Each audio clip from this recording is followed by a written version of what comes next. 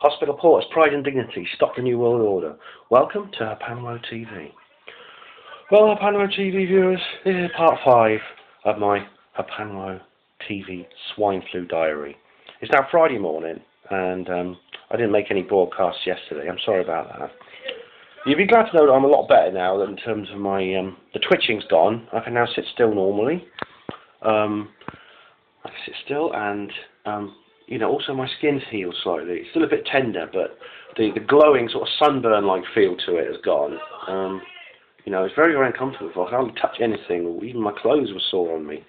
That's passed over now. And so unless, you know, just over 24 hours, that's as long as that stage of the illness lasts. I'm sort of think I'm getting back to normal. I still feel tired, and I've got this cough is still here, but it's changed. It's more sort of loose. It's more, it tends to be more phlegmy, which is it's a good sign in a way. It's slightly more comfortable than the kind of dry and sore cough that I had before.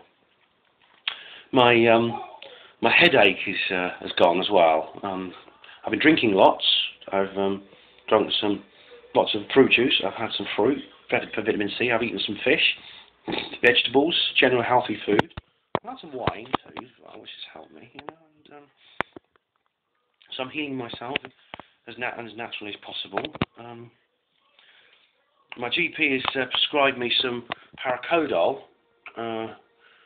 Although I'm not going to bother taking it now, I don't think, because basically I've got some paracetamol in the house anyway, and Paracodol is slightly stronger than that.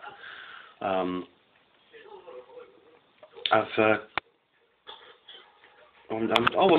just sitting here. I'm watching one of my favourite movies here, Lord of the Rings, which is really, really great. Oh, I love it.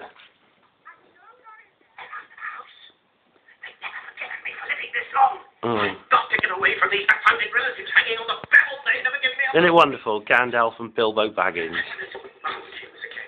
Mountains, Gandalf. And then find somewhere quiet where I can reach my book. Talking. So you mean to go through with your plan, then? Yes, yes. It's all in hand. All the arrangements are made. Oh, right. Yeah, it's one of the greatest movies ever made. That it really is. It's one of my favourite movies.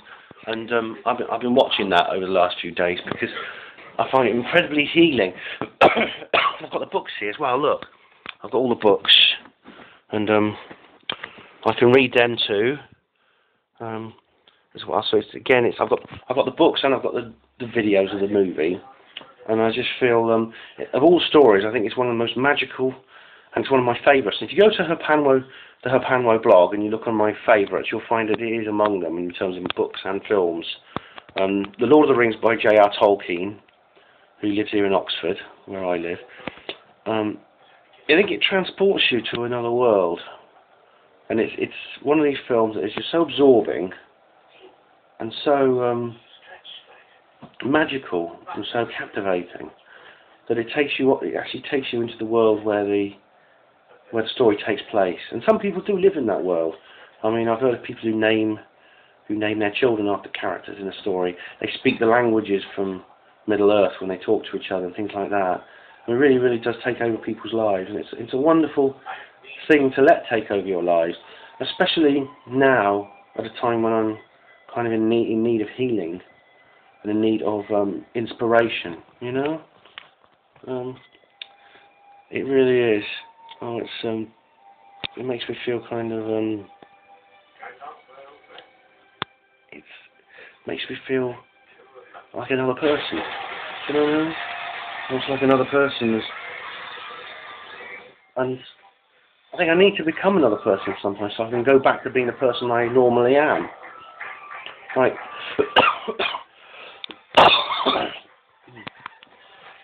I think the story itself is symbolic as well. You know, I need hardly reiterate the plot because it's so famous, but you know, the ring and Sauron and the dark and the orcs and things, they symbolise that dark part of us, which is what the Illuminati were brought into this world. And I think the quest to destroy the ring is kind of like the quest to free ourselves from Illuminati control. You know, I think it's so symbolic, and it's almost as if, like, you think, all we have to do is throw our own ring into the Mount Doom. We all have this ring, like Frodo does, which is destroy his mind and polluting the world and creating all this danger. And we have this ring that we have to destroy the ring. Once we've done that, everything's going to be fine. And we're free. It's the ring. It symbolises. I think Matt Deluge. You know, you look at my interview with Matthew Deluge, and you'll see. And you may be familiar with his work. His definition of the serpent cult consciousness from the fourth dimension is kind of what the ring symbolises. And the ring symbolises maybe its hold on this world.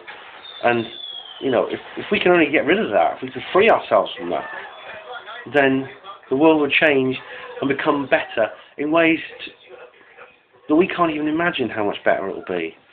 What it'll be like without this millstone around our neck, without this ring hanging from us, which Frodo has to suffer. And that's why I'm watching it. That's why I'm reading the books as well. Well, I haven't got time to read them all, but I've read some of all my favourite passages from the books. You know, it's very, very good.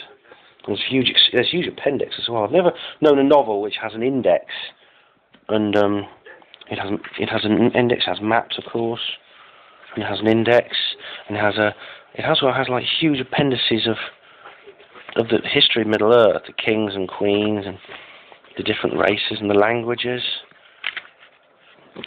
It's an invented world that was so lifelike that it could easily be as real as this one. So, you'd be glad to know I'm on the mend. I'm getting better, you see. I'm finding inspiration in life.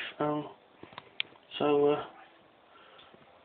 I just have to say, that's good all round. Goodbye from the hobbits, you see.